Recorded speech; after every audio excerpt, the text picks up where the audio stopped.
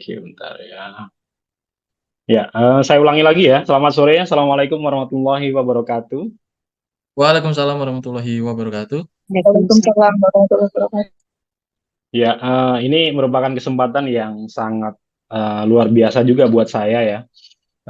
Diberikan kesempatan untuk sharing yang materinya tentang pentingnya sebuah inovasi. Nah, karena ini adalah sharing ya, jadi bukan berarti ini pembelajaran.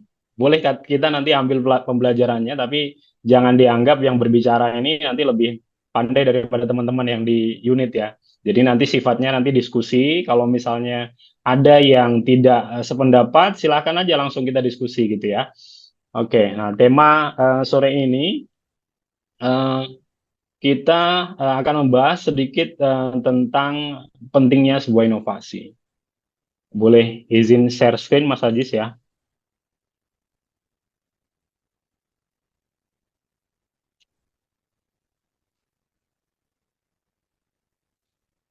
Sebentar.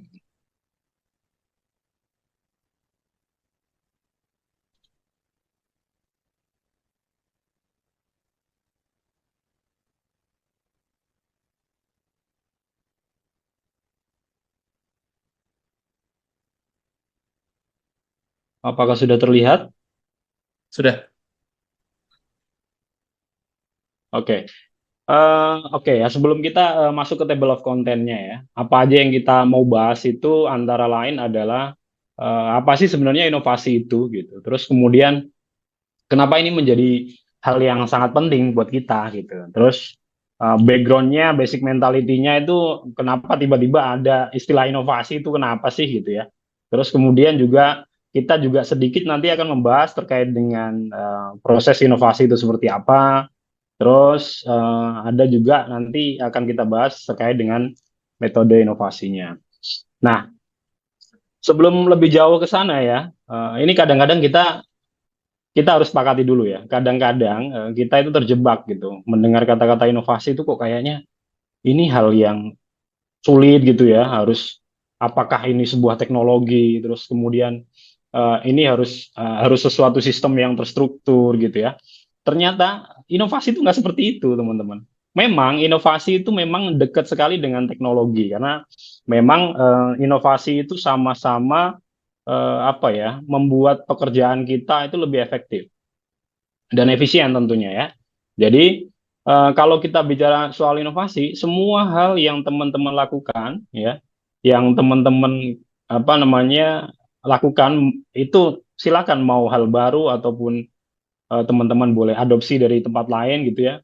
Selama itu mempermudah menjadikan pekerjaan teman-teman itu lebih efektif dan lebih efisien, nah, itu kita anggap sebagai inovasi. Nah, itu sederhananya seperti itu. Kita sepakat dulu ya. Kita sepakat bahwasanya inovasi itu nggak yang harus terstruktur, terus kemudian nggak yang harus sistematis, yang nggak yang harus based on apa komputerisasi, aplikasi gitu ya. Kita kan bayangan kita inovasi itu kan ruwet banget gitu ya.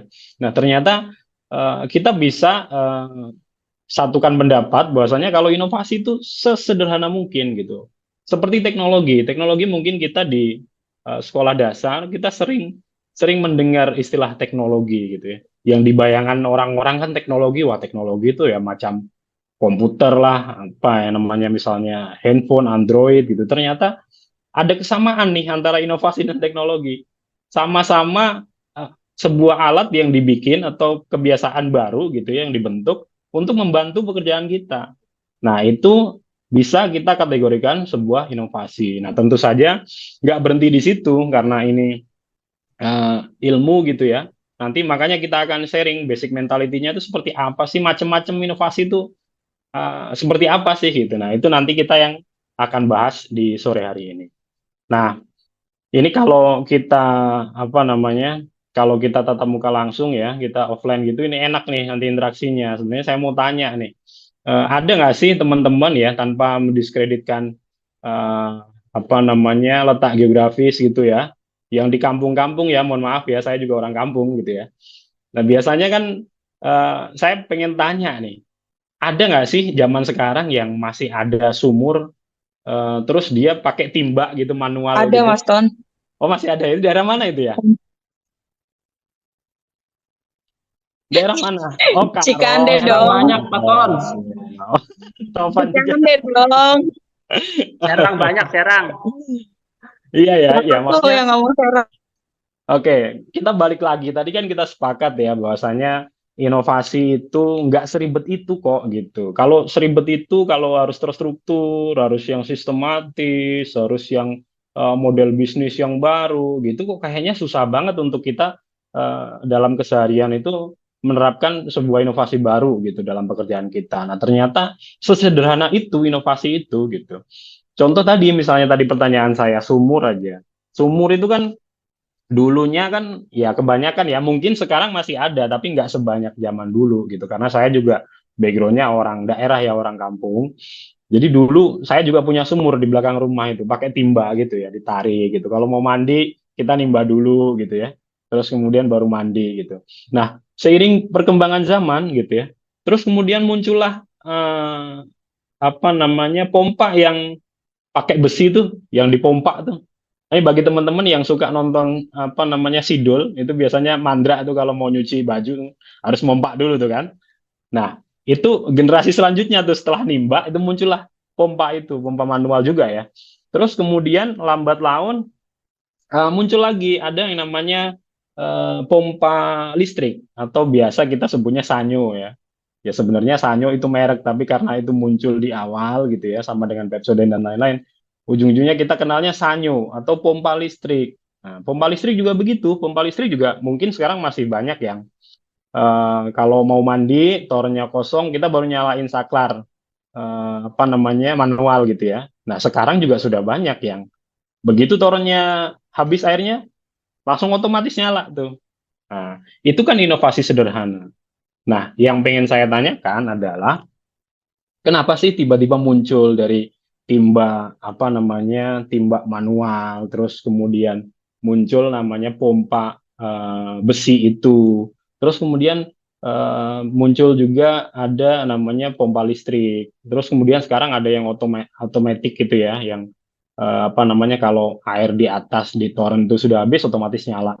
Kenapa itu muncul gitu ya? Nah ternyata setelah kita amatin gitu ya inovasi yang terbaik itu memang munculnya itu dari masalah. Nah, ini teman-teman yang punya masalah banyak nih, ini harus bahagia nih, harus senang. Harusnya semakin banyak inovasi, ya. Ini pasti banyak yang punya masalah ya. Ya namanya hidup ya, pasti punya masalah. Jadi ternyata inovasi yang terbaik itu memang berangkatnya dari sebuah masalah. Nah, ketika ada masalah, ya biasanya inovasi itu muncul ada aja ya dulunya mungkin sumur itu kan nariknya kecapean gitu setiap mau mandi baru narik dulu nimba dulu gitu capek banget nih akhirnya muncullah pompa besi itu terus kemudian pompa besi masih juga capek gitu ya terus akhirnya muncullah sekarang pompa listrik dan sekarang banyak sekali yang pompa-pompa yang otomatis yang ketika air itu habis otomatis nyala. Nah itu inovasi sederhana ya terus oke, tadi kita sudah bahas yang namanya inovasi, ya. Ya mungkin ini buat teman-teman karena ada tuntutan post-test nanti ada Kahoot juga, mungkin bisa dibaca. Tapi saya tipikal orang yang nyampein materi itu biar teman-teman ngerti ya. Jadi saya nggak suka sesuai dengan ini. Kalau ini teman-teman bisa googling sendiri.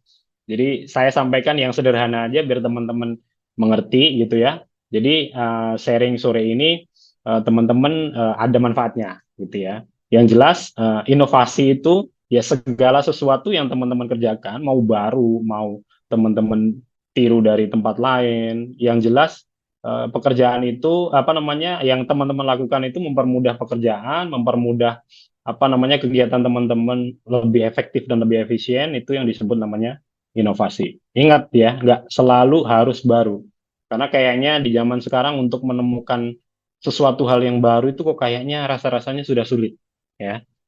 Oke. Terus kemudian, nah, eh, nah ini ada gambar nih, sangat sangat menarik ya. Ada captionnya "Who love change" gitu. Siapa sih yang sebenarnya yang suka berubah gitu ya. Nah ini dianalogikakan dengan buruk rupanya ulet bulu gitu ya, kemudian menjadi sebuah kupu-kupu yang sangat indah.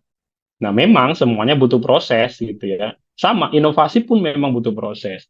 Karena berangkat dari perubahan tadi, inovasi diharapkan menjadi sebuah solusi. Dan ujungnya adalah ya kupu-kupu ini. Ujung-ujungnya apa yang teman-teman rubah dari pekerjaan teman-teman, yang teman-teman biasa kebiasaannya lakukan itu ya. Harapannya ya seperti kupu-kupu ini menjadi lebih baik gitu. Terus kemudian ada pertanyaan nih, siapa sih yang suka perubahan? Ya harusnya kalau perubahan, kalau inovasi ini harusnya konotasinya positif ya.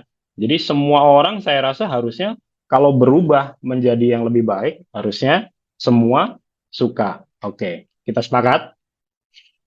Oke, kita lanjut ya. Nah, ini kita masuk ke bagian kedua ya. Setelah tadi kita bahas mengenai inovasi itu apa. Nah, kenapa kita apa namanya perlu untuk berubah? Nah, ini kadang ada orang yang introvert gitu ya. Mohon maaf, saya nggak nyindir siapapun ya. Ada nggak di sini yang introvert? Ya biasanya ini mereka apa kekeh dengan pendiriannya gitu ya. Ya saya mau jadi diri sendiri. Gitu. Saya nggak mau terpengaruh dengan orang lain. Atau misalnya ya ini this is real me gitu. Saya ya ini saya nggak mau berubah gitu. Padahal dia nggak sadar kalau perubahan itu tidak melulu soal karakter. Perubahan itu tidak melulu soal sifat. Kalau sifat itu positif ya nggak jadi masalah. Teman-teman pertahankan itu karena baik. Tapi ketika sifat itu jelek, ya kita mau nggak mau harus berubah. Nah, tapi Itu di sini orangnya itu. kenapa kita harus Kalau yang sekarang minta tolong Mas Ajis? Nah, kenapa kita harus berubah sih sebenarnya gitu? Karena berubah itu ternyata termasuk dari apa namanya proses pembelajaran buat kita. Karena ketika kita merubah sesuatu kebiasaan yang tadi kita bilang buruk gitu ya, agak jelek lah kita bilangnya nggak buruk ya, itu kita harus apa namanya merubah itu karena kalau nggak kita rubah, ya selamanya kita kayak begitu. Nah, kita ambil contoh aja sederhana. Ini teman-teman yang administratif ya kerjaannya, siapa coba di sini yang kalau eh, pakai Excel atau pakai Word gitu ya, kontrolnya masih klik kanan, terus copy, terus klik kanan, terus paste gitu. Siapa coba? Yang nggak pakai apa namanya Ctrl C, Ctrl V itu masih ada, pasti masih ada sih. Saya juga kadang-kadang seperti itu masih ada karena namanya namanya apa namanya manusia ya. Kadang kalau sudah nyaman terhadap sesuatu gitu sudah susah berubahnya. Padahal eh, ada cara-cara yang lebih efektif. Nah, itulah pentingnya kenapa kita harus berubah. Sama halnya dengan tadi yang saya bilang, kenapa kita harus berinovasi. Karena belum tentu apa yang kita lakukan ini lebih efektif. Mungkin masih ada cara-cara yang lebih efektif dan efisien gitu ya. Makanya kita harus open minded dan ketika ada sesuatu yang baru yang kita bisa adopsi untuk kita merubah kebiasaan-kebiasaan lama kita gitu ya, yang lebih baik ya why not kita harus berubah gitu. Oke, next slide. Nah ini kita flashback sedikit ya, the age of innovation. Mungkin teman-teman nanti kalau lihat gambar ini yang umurannya Gen X gitu ya atau Gen Y yang kelahiran tahun 90 mungkin agak senyum-senyum dikit nih nanti kalau ngelihat gambar-gambar setelah ini. Nah, ini coba, ini dampaknya kalau nggak mau berubah. Ini siapa di sini yang sempat ngalamin pakai HP Nokia atau BlackBerry? saya Anak-anak 90-an, anak saya atau anak 90-an akhir pasti ngalamin ya. yang Betapa 90. ya, ya mungkin kita dulu ngalamin, wah punya Nokia apa dulu ya, N73, N95, waduh itu udah paling keren itu. Apalagi N73 ya, kameranya di belakang di slide gitu, waduh itu udah paling luar biasa keren. Pokoknya paling inilah paling jagoan lah kalau di tongkrongan ya. Itu pokoknya kayaknya nggak ada yang ngalahin gitu. Padahal begitu record video VGA masihan. masih 3GP gitu ya. Tapi wah dulu ini gitu apa namanya sangat-sangat keren gitu.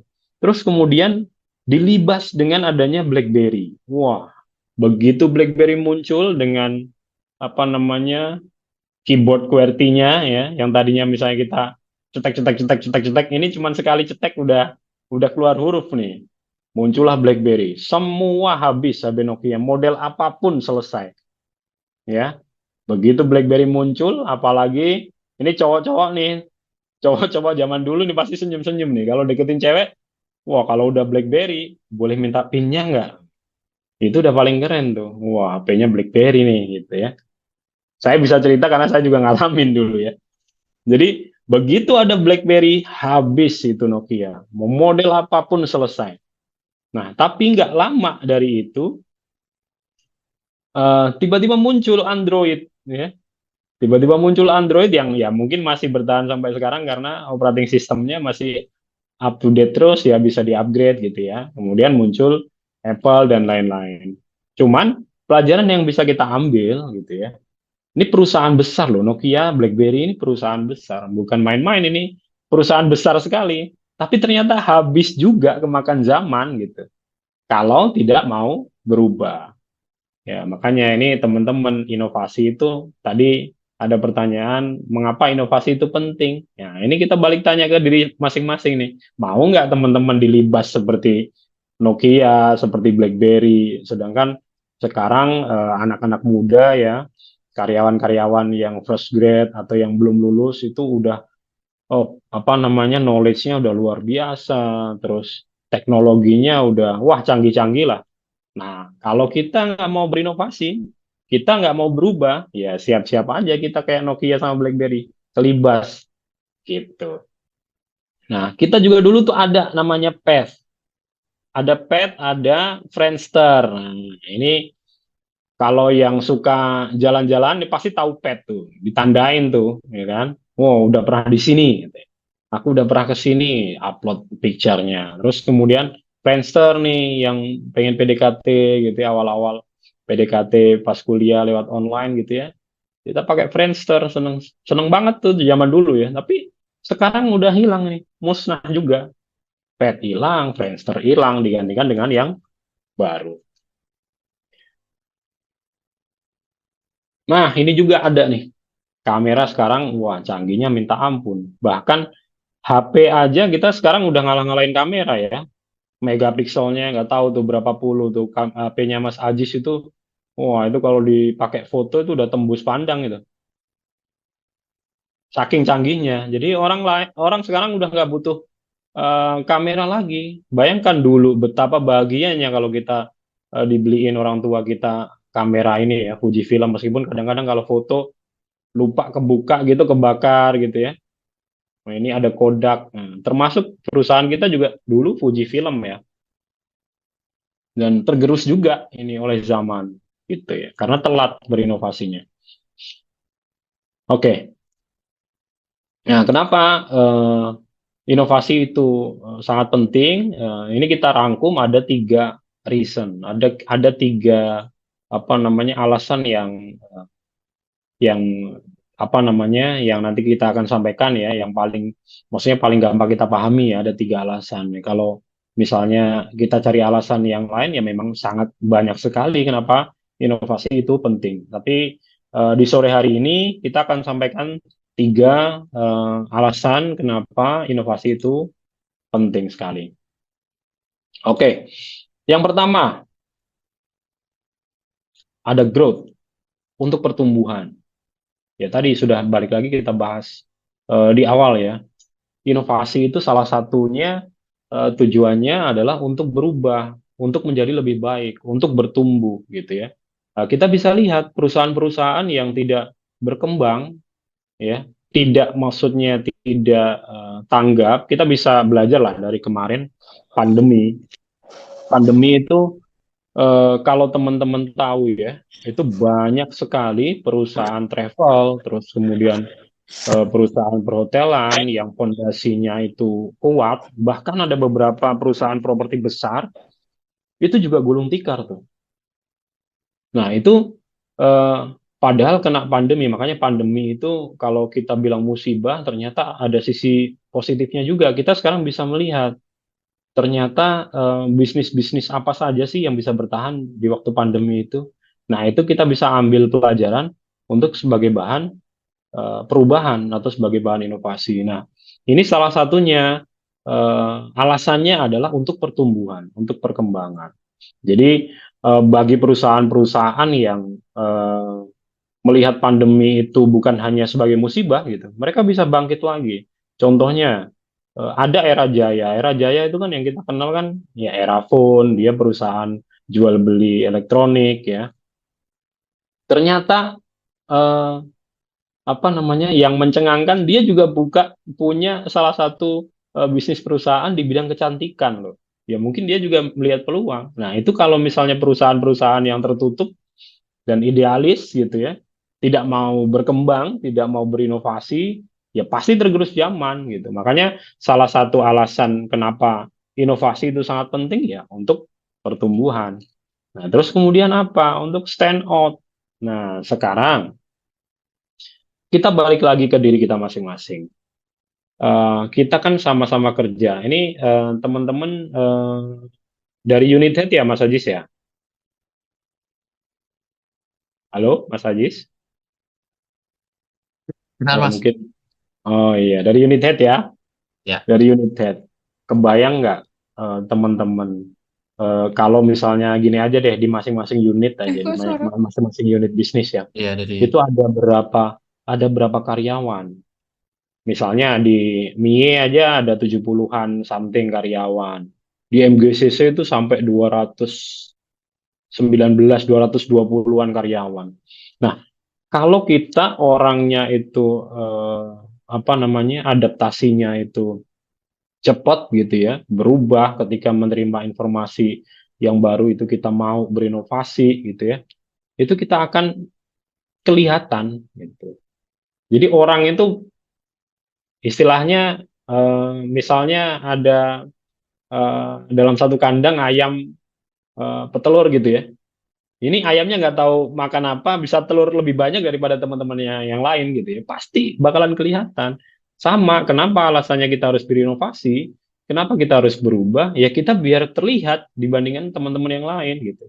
Ya kalau misalnya mau sama-sama aja, ya ujung-ujungnya ya tidak terlihat gitu. Makanya inovasi ini sangat-sangat penting juga. Ya, terus kalau kita bicara terkait level perusahaan atau level produksi, ya tentu saja kita berinovasi karena kebutuhan customer. Gimana caranya kita produk yang kita tawarkan itu selalu menjadi harapan customer gitu ya. Contoh misalnya kita bergerak di bidang properti, ya desain rumahnya yang nggak bisa kayak zaman dulu gitu ya. Kita harus ngikutin anak-anak zaman sekarang. Kita harus berinovasi. Misalnya kalau rumah-rumah zaman dulu itu kan dapur itu harus di belakang gitu ya. Terus kemudian kamar tidur tuh di atas, terus kemudian ruang tamu itu harus di depan misalnya ya.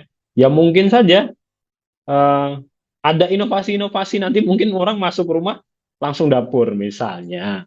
Ada juga orang masuk rumah misalnya nggak butuh dapur karena dia makannya selalu beli nggak pernah masak misalnya, ya udah di dalam rumah itu nggak ada dapur misalnya. Nah, itu adalah inovasi-inovasi yang bertujuan karena apa namanya menyesuaikan dengan kebutuhan customer. Bahkan yang saya dengar apa namanya anak-anak zaman sekarang itu udah nggak ada yang punya keinginan untuk beli rumah misalnya. Nah, itu bagaimana tuh sebagai perusahaan properti? Ternyata anak-anak zaman sekarang lebih suka tinggal di high rise misalnya, di apartemen-apartemen gitu ya. Nah, itu juga menjadi bahan evaluasi sehingga perusahaan properti itu terus berkembang sesuai dengan kebutuhan pasar gitu ya. Oke, ya kita ulangi lagi, ada tiga hal yang sangat mendasari kenapa inovasi itu penting, yaitu pertama untuk pertumbuhan, terus kemudian yang kedua, biar kita menjadi beda dengan apa namanya dengan karyawan-karyawan lain atau dengan perusahaan-perusahaan lain. Terus yang ketiga adalah untuk memenuhi kebutuhan customer. Oke, kita masuk ke eh, innovation basic mentality. Nah, ternyata ya teman-teman, inovasi itu kalau dikaji lebih jauh, tadi kan di awal kita sepakati konsep sederhananya ya. Nah, ternyata inovasi itu kalau dikaji lebih dalam gitu ya, ternyata ada ilmunya juga, gitu. Nggak sembarangan juga, gitu ya. Jadi terbagi tiga nih basic mentality-nya. Ada configuration, ada offering, ada juga experience. Nah, nanti kita jelaskan masing-masing itu apa sih gitu ya. Oke, ini yang pertama. Eh, ada yang namanya profit model. Ya. Ini inovasi-inovasi yang terkait dengan produk biasanya. Ini apa namanya mampu menemukan cara yang baru, terus produk-produk yang baru. Ya tentu saja untuk meningkatkan value. Nah ini ada contohnya, misalnya di sini ada apa ini ya? Ada konsol ya, game konsol PlayStation ya, Nintendo zaman dulu. Sekarang game-game yang kita harus akses, dulunya kita harus akses di apa namanya tools yang gede gitu ya, mesin kita juga kalau nggak punya uang orang tua kita nggak akan mungkin bisa beliin gitu ya. Kita harus sewa misalnya. Yang sekarang mungkin ada PS2, PS3, PS4 sampai PS5 sekarang ya. Nah, mereka juga menciptakan game-game yang tadinya dimainkannya hanya bisa lewat alat ini ya konsol yang besar gitu ya. Sekarang ternyata di HP pun sudah bisa. Nah, ini ada contohnya nih PUBG Mobile. Itu kan sampai kompetisinya juga mendunia ya, gitu ya. Nah, ini salah satu contoh profit model itu. Nah, ada juga Gillette ya. Dulu misalnya kita tahu misalnya silet itu ya silet itu aja gitu ya. Sekarang ternyata dia menawarkan hal yang lain. Jadi ada kepala yang terpisah, misalnya isiannya doang yang dijual gitu. Bahkan isinya kadang-kadang lebih mahal daripada ininya ya, karena memang kalau dipikir-pikir ya, kalau pegangannya ini kalau nggak ada isinya kan nggak jadi barang yang berfungsi apa-apa ya. Makanya ini contoh-contoh yang profit model itu apa namanya, yang kita bisa menciptakan produk baru yang value-nya keuntungannya lebih gitu ya. Terus kemudian yang kedua, networking. Ya, ini berkolaborasi ini. Nah, ini kalau kita tahu Gojek waktu itu kan rame-rame ya yang main saham ya, Gojek sama Tokopedia merger ya. Jadi dia apa namanya? Akhirnya yang satu ini bergerak di bidang e-commerce gitu ya. Terus yang satu di bidang transportasi, begitu merger produknya luar biasa. Mungkin teman-teman kalau yang beli eh, sering beli gitu ya. Ada merek Goto itu sampai ke masker. Ini masker buat kita kalau di jalan itu sampai ada merek Goto itu. Nah, itu networking, itu inovasi yang berkolaborasi gitu ya. Bisa biasanya sih kebanyakan ini antar perusahaan. Nah, itu yang dilakukan oleh Gojek dan Tokopedia, jadi Goto untuk menghasilkan produk-produk yang bukan hanya eh, di apa mode transportasi umum dan bukan juga di e-commerce, tapi dia juga bisa menciptakan produk-produk lain. Dan efeknya ini ternyata bukan hanya sampai produk, bahkan di awal-awal dulu dia mengumumkan untuk merger gitu ya, sampai sahamnya itu wah naiknya luar biasa tinggi. Itu efek dari inovasi. Halo, suara saya kedengar? Ya, jelas Mas Tom. Oke. Sebentar, kita lanjut ya. Nah, ada contoh lagi nih. Nike dengan Supreme. Wah, ini juga yang orang-orang yang habis nih pasti tahu tuh ya. Nike tadinya sepatu ya harganya ya paling mahal berapa sih Nike gitu ya. Kecuali yang apa namanya yang limited edition ya. Begitu dia gabung sama Supreme, waduh, harganya luar biasa. Dan bukan hanya Nike, biasanya nanti ada sepatu apa lagi tuh yang merger yang gambar misalnya Nike tapi belakangnya Pokemon itu juga jadi mahal banget ya padahal sepatunya mungkin kualitasnya juga sama-sama aja tapi karena kekuatan brand gitu ya digabungkan menjadi satu itu meningkatkan value yang sangat luar biasa. gitu. Itu yang networking. Kemudian ada juga yang structure. Nah, ini biasanya eh, apa namanya pengorganisasian aset ya.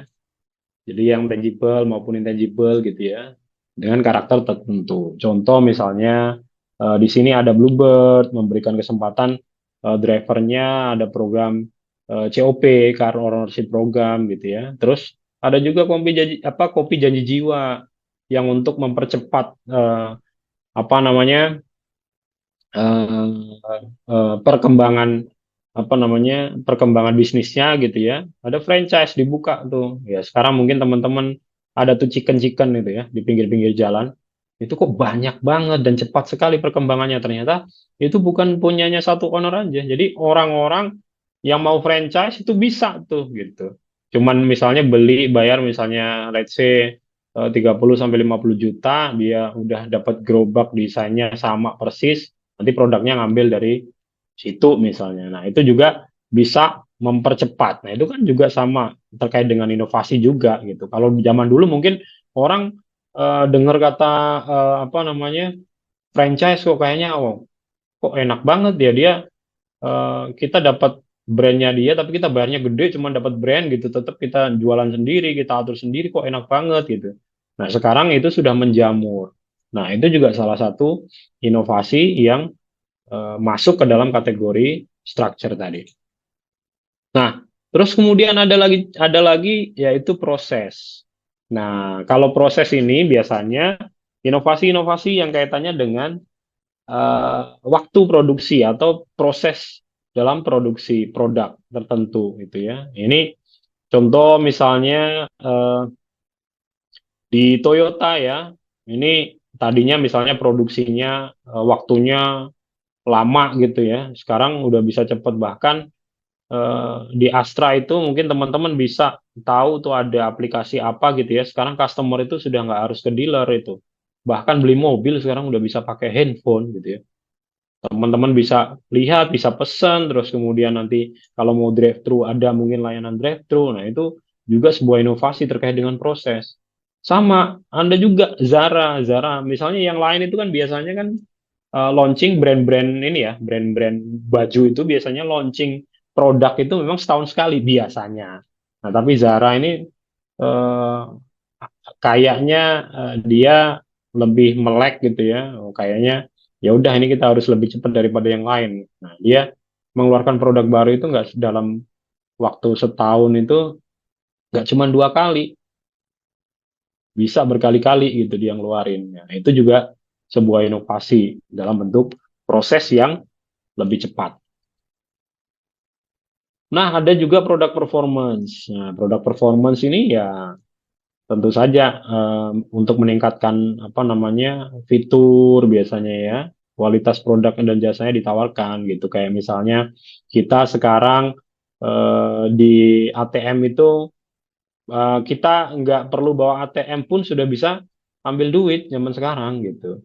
Jadi ketinggalan dompet pun asal bawa HP di mana-mana kita sudah bisa bayar pakai kris, bisa ambil duit pakai cardless gitu ya. Nah, itu juga terkait dengan produk performance. Dan contohnya masih banyak banget. Contoh ini juga ada di WhatsApp nih. WhatsApp dulu kan begitu pandemi dia launching apa namanya produknya, salah satu produk ternyata bisa video call berapa tuh sampai berapa orang gitu waktu itu ya pas awal-awal pandemi. Nah, itu adalah inovasi terkait dengan produk performance. Waktu saya sampai jam berapa Mas Ajis ya? Halo Mas Ajis, waktu saya sampai jam berapa? Sampai setengah Setengah lima. lima ya?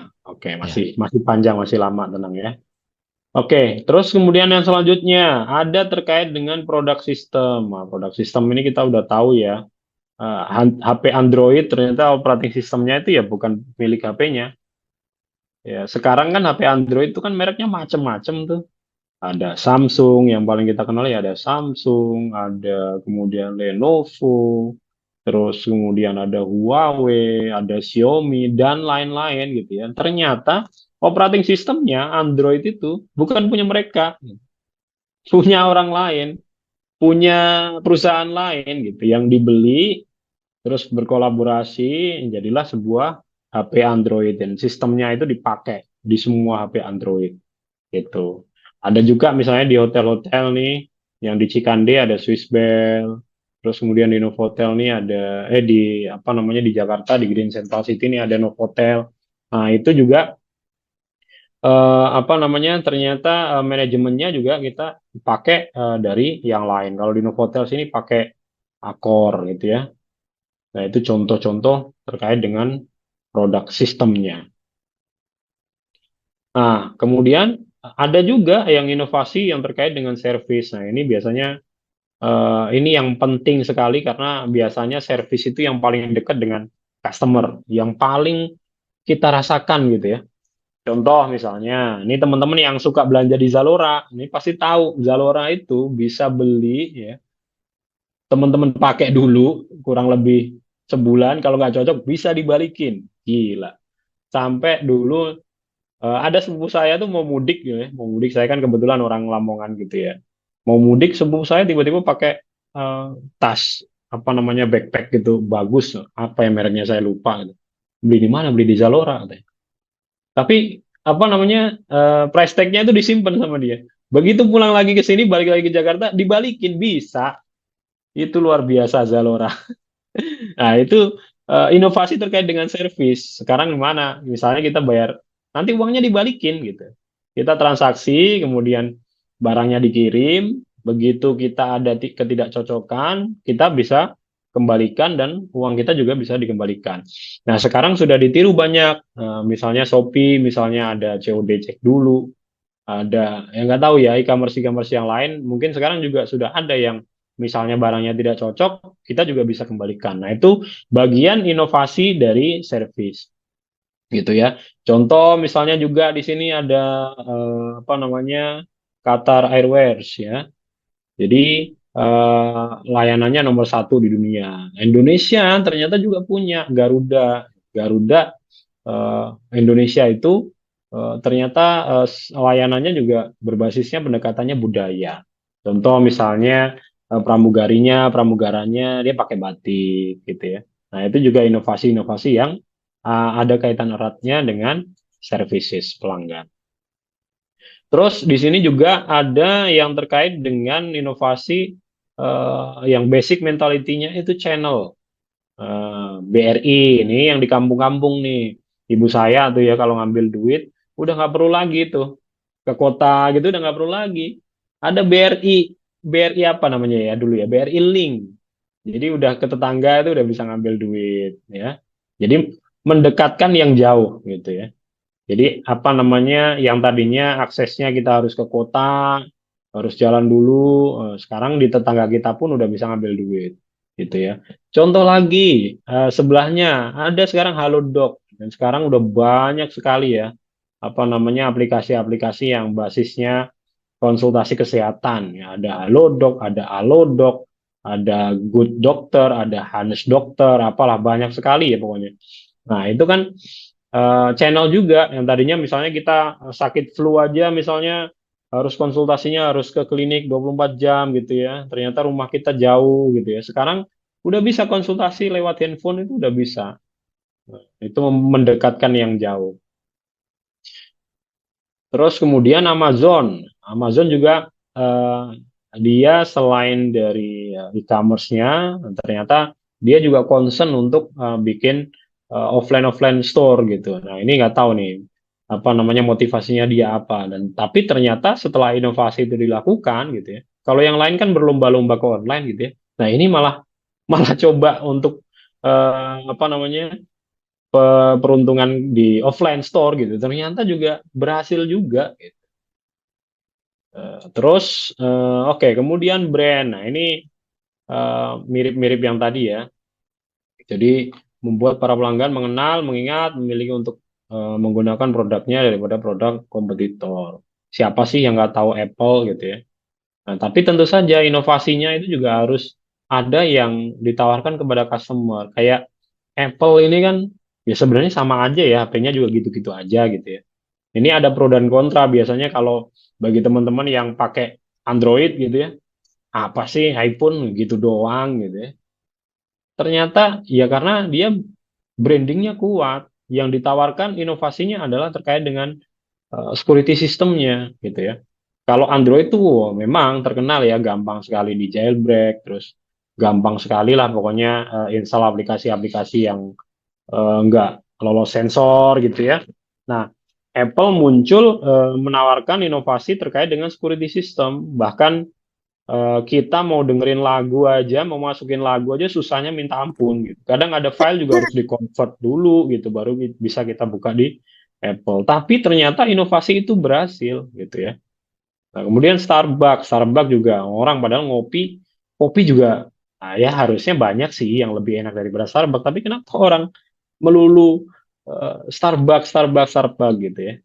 Nah, itu juga kekuatan brandingnya di inovasinya, karena dia nggak berhenti di apa namanya produknya aja gitu ya kan. Sekarang kan zamannya gaya-gayaan ya, anak muda itu yang penting ngopi di Starbucks. Yang dipesan belum tentu kopi. Ini Mas Ajis nih suka ke Starbucks, tapi yang dipesan tuh nggak kopi karena dia nggak bisa ngopi. Ya, tapi kan yang penting gaya. Nah, itu branding. Ada juga tas tuh, ada Hermes, ada Louis Vuitton.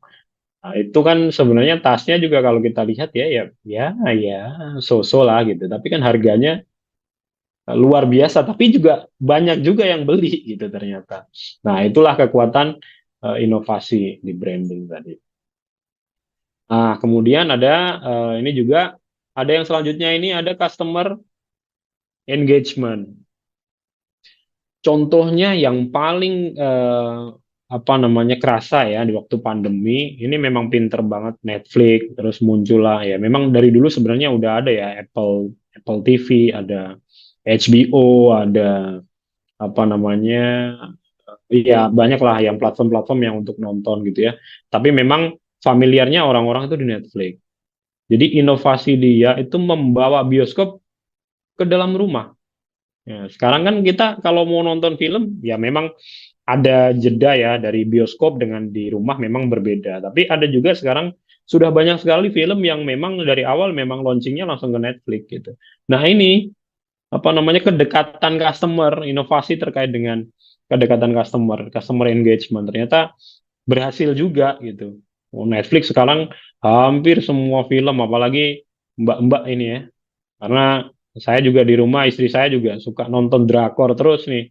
Ya, Netflix itu memang berhasil sekali gitu ya. Bayangin berapa juta orang di dunia ini pengguna Netflix. Itu gara-gara inovasinya membawa bioskop ke dalam rumah. Bahkan sekarang di handphone, di mobil itu bisa nonton sudah. Nggak kayak dulu, kalau nonton harus beli DVD dulu, harus ke bioskop dulu gitu ya. Sekarang tinggal pencet-pencet HP atau TV, sekarang sudah bisa. Nah, itu bagian dari inovasi terkait dengan customer engagement. Oke, basic mentality udah. Terus kemudian kita bahas yang namanya proses inovasi. Nah, proses inovasi ya. Yang pertama, ada identifikasi masalah atau peluang. Nah, ini tadi saya sudah apa namanya sudah sampaikan ya di awal tadi bahwasanya inovasi yang terbaik itu memang datangnya dari masalah. Karena inovasi yang tepat sasaran itu harusnya menjadi sebuah solusi gitu ya. Karena kalau inovasi itu tidak menjadi sebuah solusi gitu ya, ya percuma. Misal kita bikin-bikin nih orang HRD nih ada Kak Ros, ada Mas Agung ada ini Mas Ajis, Mas Agung, ada Mas Topan ya, dan teman-teman yang lain orang HRD ini kan sekarang kan kita absensi itu kan bisa pakai grid day ya. Nah, ini Mas Firman nih apa pelopornya nih teman-teman di IRIS ya. Kita kan sekarang absen, terus pengajuan cuti dan lain-lain itu kan bisa pakai handphone ya, pakai grid day.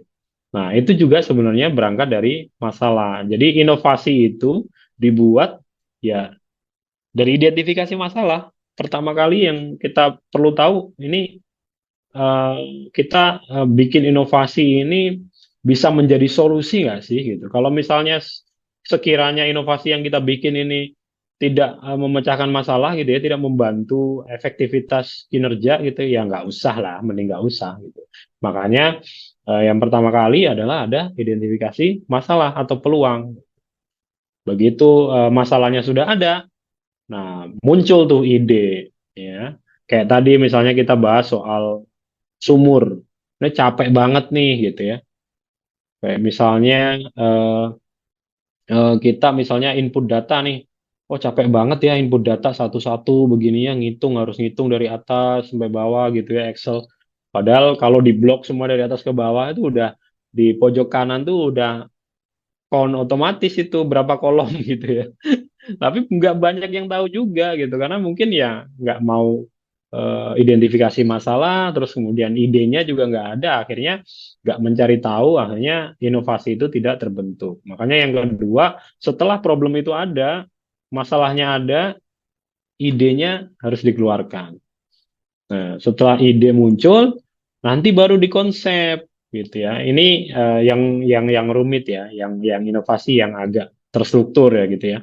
Jadi ketika ada masalah misalnya, terus kemudian idenya itu muncul, terus kemudian yang ketiga setelah ide muncul apa nih? Konsepnya seperti apa gitu ya. Contoh misalnya tadi, oh ini kalau absensi nih Pak, kalau absen manual nih orang-orang teman-teman nih antri Pak, nggak bisa dari mana-mana. Oh ya udah, idenya apa nih? Oh sekarang banyak Pak, apa namanya absen pakai handphone misalnya ya. Ya udah konsepnya gimana? Oh konsepnya gini Pak. Misalnya kalau kita terkait dengan aplikasi ya, biasanya kita ngubungin vendor yang udah jadi gitu ya. Atau misalnya kita develop dengan pihak IT. Oh konsepnya gini Mas. Misalnya HP dibuka di titik tertentu gitu ya, membaca kerekod apa namanya mapnya, terus kemudian harus foto kemudian diupload. Nah itu konsepnya. Jadi tadi ada masalah urutannya, ketika masalah itu sudah teridentifikasi, kemudian muncul apa namanya tadi sampai lupa idenya untuk mengatasi masalah itu seperti apa, baru muncul konsepnya seperti apa. Nah, setelah konsep itu muncul, baru proses development. Nah, proses development ini tergantung inovasi apa yang mau dibuat. Kalau memang sekiranya inovasi yang dibikin ini butuhnya cepat gitu ya dari masalah itu, eh, ya kita mau nggak mau tadi yang saya bilang, makanya tidak melulu hal yang baru, inovasi itu tidak melulu hal yang baru. Kita bisa adaptasi dari tempat lain. Contoh misalnya kayak tadi kita ambil contoh yang absensi itu kan sebenarnya sudah bukan hal yang baru lagi gitu ya. Banyak perusahaan-perusahaan, terutama perusahaan-perusahaan newcomers gitu ya, itu juga udah pakai absensinya, bahkan di beberapa tempat ada yang pakai gestur tubuh gitu ya yang lebih canggih lagi.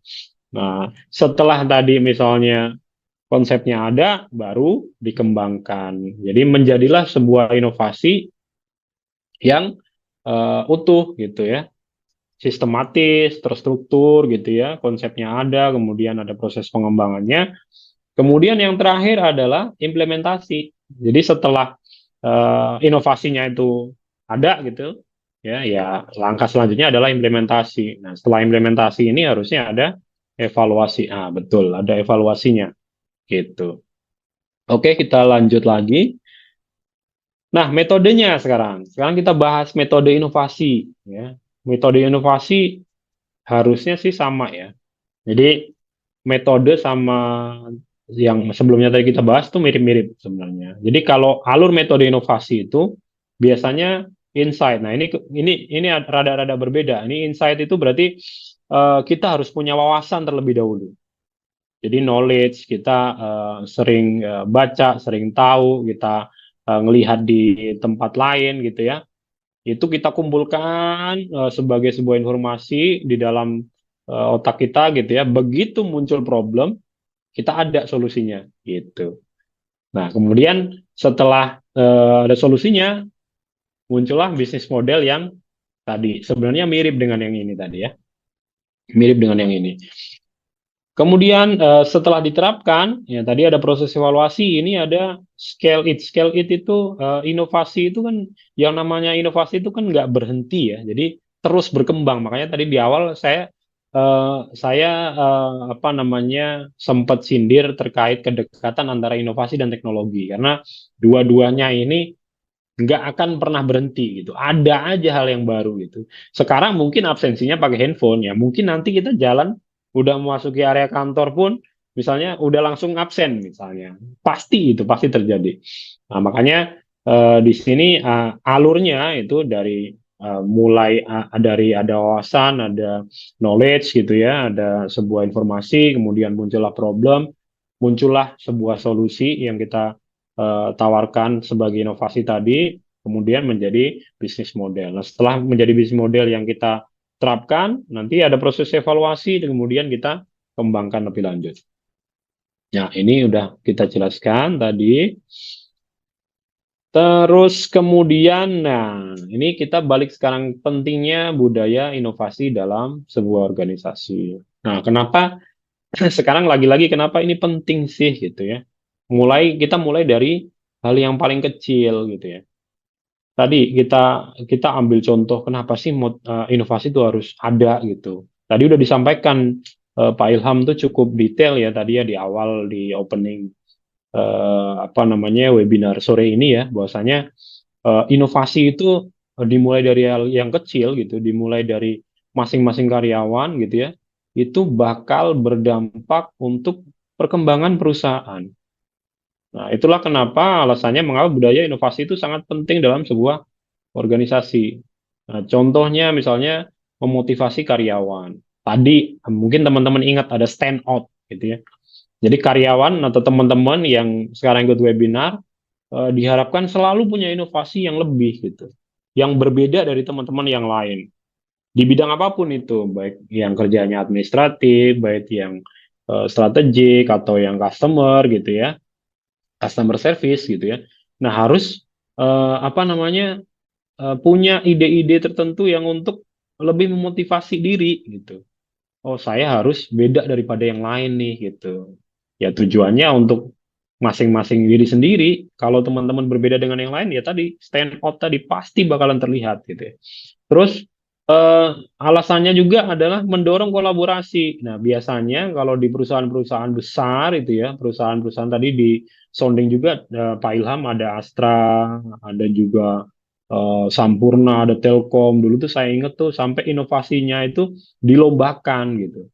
Nah, ini kolaborasi, mendorong kolaborasi antar karyawan, bisa juga antar departemen, antar divisi gitu ya. Barangkali ide-ide muncul itu dari tempat-tempat yang lain, dari level-level bawah gitu ya, dari level-level tertentu gitu.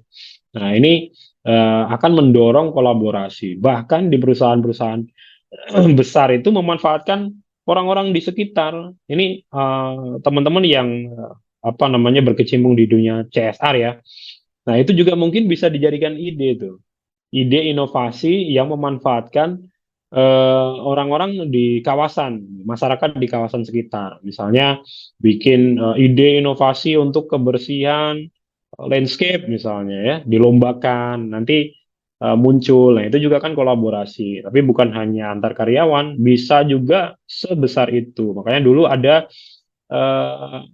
perusahaan-perusahaan yang menyasar idenya mahasiswa-mahasiswa tuh dilombakan nanti dapat beasiswa gitu. Sebenarnya ya balik lagi inovasi yang terbaik nanti diadopsi untuk sebagai model bisnis yang dipakai oleh perusahaan tersebut. Terus kemudian ada juga nanti alasannya pasti akan menghasilkan solusi kreatif. Dengan adanya banyak inovasi gitu ya, pasti itu muncul nanti ada solusi-solusi kreatif. Itu sudah pasti. Misalnya saya kebetulan di HR ya, di HR itu kan orang yang paling dekat dengan owner juga teman-teman yang paling dekat dengan karyawan. Bisa dibilang begitu. Jadi kita berada di tengah-tengah nih. Kadang kita menjadi apa kotak aspirasinya karyawan gitu. Nah, misalnya ini gimana ya caranya? Kalau dulu kan pakai kotak tuh misalnya ya, pakai kotak ditaruh depan office gitu ya, kritik dan saran gitu. Nah, kalau misalnya apa namanya?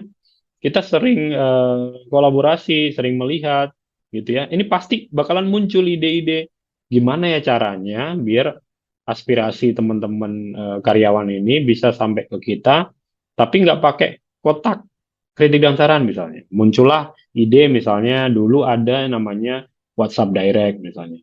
Misalnya ada apa namanya bisa pakai G Drive, pakai kirim surat apa gitu ya. Nah, itu akhirnya menghasilkan solusi-solusi kreatif untuk perkembangan perusahaan gitu. Nah, terus alasannya lagi meningkatkan daya saing.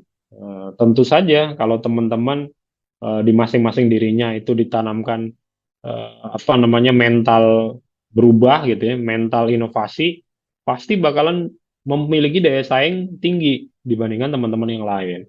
Nggak hanya di modern land, nanti misalnya teman-teman mau hidup dimanapun gitu ya, mau di masyarakat, mau di perusahaan, mau di lingkungan apapun gitu. Kalau teman-teman sudah terbiasa punya ide, kreativitas, inovasi gitu ya, pasti memunculkan atau meningkatkan daya saing teman-teman. Value teman-teman pasti akan meningkat, pasti. Terus kemudian mengurangi resiko juga pasti itu. Nah, terus yang selanjutnya mempertahankan relevansi gitu. Itu di antara alasan-alasan mengapa budaya inovasi itu sangat penting dalam sebuah organisasi. Nah, terus kemudian di sini ada langkah-langkah untuk membangun budaya inovasi yang kuat. Nah, ada langkah-langkahnya juga ternyata ya. Nah, langkah-langkahnya apa saja? Contoh, membuat visi dan misi yang mendukung sebuah inovasi. Nah, ini mungkin teman-teman yang sering ikut ini ya teman-teman HR ya, saya sering sampaikan bahwasanya semua hal itu baik budaya perusahaan, terus apa corporate culture itu berangkatnya dari visi misi. Sama halnya dengan inovasi. Nah, inovasi ini kalau mau terstruktur dan kuat gitu ya, nah kita harus berangkat dari visi dan misi. Nah, visi dan misi ini adalah eh, apa namanya apa yang pengen dicapai oleh owner atau oleh perusahaan yang diwakili oleh pemilik perusahaan gitu ya, itu nanti yang diturunkan menjadi budaya kerja. Nah, kalau misalnya perusahaan itu aware terkait dengan perubahan, terkait dengan inovasi, pasti di dalam visi misinya pasti menyelipkan eh, sebuah inovasi. Misal di kita, siapa coba di sini yang hafal visi dan misinya Modern Land? Mas Ajis hafal nggak? Searching dulu Mas Ajis ya. Nah, kalau kita perhatikan ya di perusahaan-perusahaan yang aware terkait dengan inovasi gitu, pasti ada misalnya di corporate culture-nya itu ada membahas soal inovatif dan kreatif misalnya. Nah, itu langkah-langkahnya berangkat dari apa namanya? Berangkat dari visi misi dulu. Biasanya owner itu kalau eh, menyusun visi dan misi itu dikasih itu di situ tuh karena dia pengen perusahaannya itu maju gitu ya. Dikasih menjadi contoh di kita itu kan ada menyediakan hunian perumahan misalnya. Ditambahin di situ tuh yang inovatif sesuai dengan kebutuhan pelanggan misalnya. Nah, itu berangkat dari situ. Nah, nanti setelah visi dan misi itu tersusun gitu ya, ada embel-embelnya pokoknya ada hal-hal yang menyindir terkait dengan perubahan, terkait dengan ide, kreativitas, inovasi gitu ya. Nah, nanti langkah-langkah yang selanjutnya adalah komitmen dari pemimpin-pemimpin petingginya. Ya percuma kalau misalnya visi misinya itu pengen perusahaan yang inovatif, yang kreatif gitu ya. Tapi tidak dibarengin dengan komitmen dari manajemennya gitu ya, dari shareholder, dari stakeholdernya nggak didukung ya percuma. Makanya selanjutnya adalah membuat komitmen gitu. Mereka harus berkomitmen bahwasanya ya, sebuah inovasi ini sangat-sangat didukung atau dianjurkan oleh perusahaan. Nah, setelah itu baru ada yang namanya mendorong partisipasi dan kolaborasi. Tadi yang kita bahas juga di awal tadi, eh, ada itu mungkin tadi disampaikan Pak Ilham ya, di perusahaan-perusahaan besar itu bahkan sampai ada kompetisinya gitu. Jadi dibentuk kelompok antar departemen, bisa juga antar divisi gitu ya. Mereka dikasih tema biasanya. Contoh misalnya di perusahaan properti gitu ya. Ya udah coba bikin desain rumah yang anti gempa dan modern misalnya. Nah, itu mereka nanti berkolaborasi terus membuat ide gitu ya, inovasi, desain rumah terkini anti gempa misalnya. Nah, itu nanti mendorong partisipasi mereka untuk berkolaborasi. Terus kemudian menghargai dan mendorong ide baru. Jadi ada ide-ide yang baru. Skup paling kecil itu berasal atau berangkat dari karyawan di masing-masing unit. Ya kayak teman-teman ini, kayak saya, kayak mungkin ada Ibu Prisil ya, menghargai. Jadi culture perusahaannya itu sangat menghargai ide karyawannya. Begitu karyawannya ada ide yang dirasa menarik gitu ya, ya langsung didiskusikan. Bisa nggak ini kita adopsi tanpa melihat levelnya gitu ya. Kan ada juga yang perusahaan-perusahaan yang sedikit diskriminatif gitu ya, yang punya ide tuh nggak boleh anak-anak baru gitu, harus harus apa namanya harus orang-orang yang punya jabatan misalnya ya.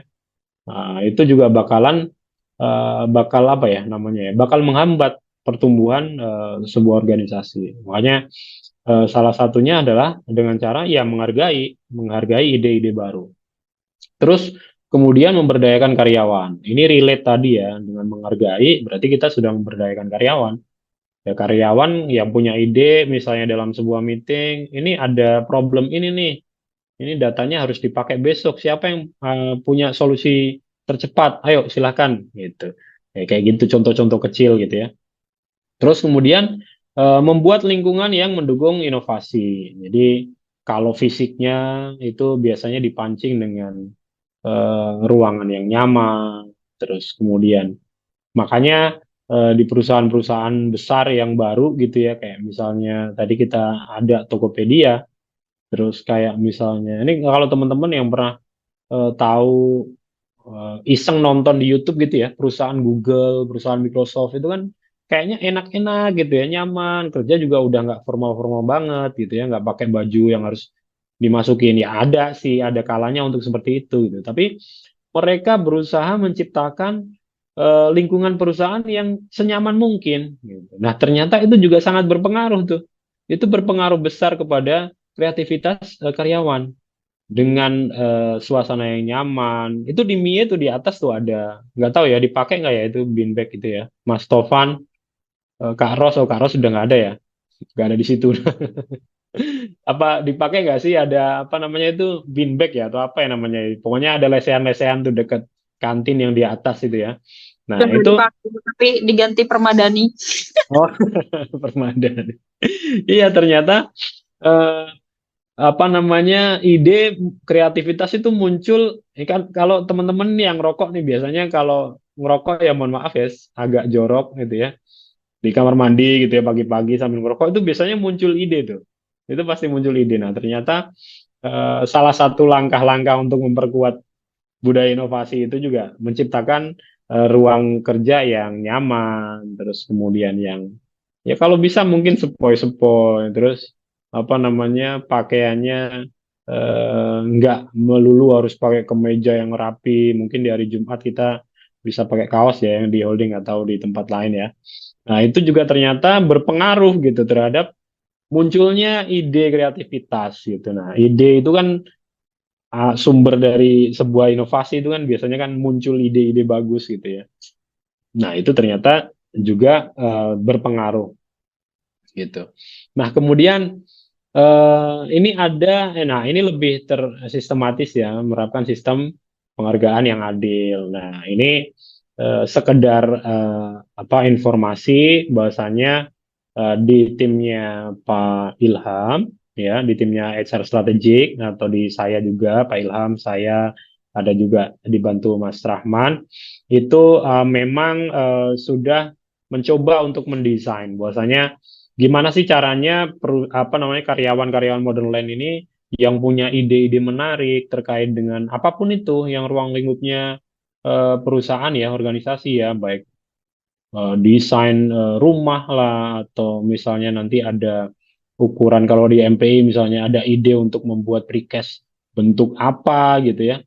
Nah, itu kita di HR strategik di holding sudah mencoba untuk merumuskan gimana sih caranya kita mencoba untuk membuat sistem gitu ya untuk nanti mungkin ketika teman-teman yang punya ide ini bisa disalurkan dan nanti mungkin langkah selanjutnya bisa kita lombakan menjadi sebuah regular program sebagai innovation management gitu. Nah, ini juga informasi.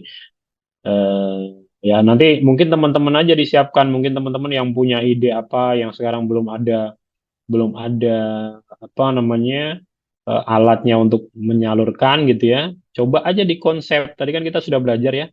Begitu ada problem atau ada ide gagasan, coba kita konsep, coba kita develop. Nah, nanti barangkali ketika nanti program ini sudah ada gitu ya, teman-teman tinggal submit gitu untuk program developmentnya. Nah, barangkali nanti bisa kita adopsi oleh organisasi atau perusahaan. Nah, itu salah satunya langkah-langkahnya adalah menerapkan sistem penghargaan yang adil. Jadi ada penghargaan gitu ya. Jadi karyawan yang punya ide bagus, punya inovasi bagus, ya sudah seharusnya kita hargai gitu ya. Kita kasih penghargaan apapun itu bentuknya. Terus kemudian memfasilitasi komunikasi dan umpan balik yang terbuka. Nah, nanti juga kita pengennya karyawan yang punya ide, punya gagasan, punya konsep inovasi gitu ya, kita akan fasilitasi gitu, kita akan dukung gitu semampu kita selama inovasi itu membawa hal yang positif untuk organisasi dan perusahaan. Terus ada juga nih membangun kemitraan luar. Nah, ini tadi yang sudah sempat saya sindir ya. Eh, ya bisa juga memanfaatkan kayak misalnya kita itu bisa membuat misalnya lomba inovasi yang tadi misalnya CSR ya. Kita CSP misalnya, kita membuat lomba untuk inovasi apa gitu. Dulu saya pas kuliah itu ada bikin lomba, bikin blog yang kreatif untuk anak-anak SMA sederajat. Nah, itu juga membangun kemitraan. Ya, mungkin juga kita bisa kerjasama dengan apa namanya perusahaan-perusahaan yang mendukung berjalannya perusahaan properti. Terus selanjutnya ada menilai dan melacak kemajuan. Nah, ini kayak tadi ya, begitu inovasinya sudah ada, ya kita hargai dan kita coba untuk nilai gitu ya, untuk memperkuatnya. Oke, thank you. Pas banget 4:30, Mas Ajis. Oke, kita diskusi ya nanti habis ini. Ya, kalau misalnya ada salah kata, salah ucapan, atau apa namanya dalam penyampaiannya saya terlalu cepat ya karena waktunya cuma 1 jam setengah, jadi buru-buru ini slide-nya agak lumayan banyak. Nanti mungkin dari tim training mungkin bisa dibagikan ke teman-teman untuk slide-nya biar lebih memahami. Itu saja dari saya. Kurang lebihnya mohon maaf. Terima kasih. Assalamualaikum warahmatullahi wabarakatuh. Saya serahkan lagi ke Waalaikumsalam. moderator. Waalaikumsalam.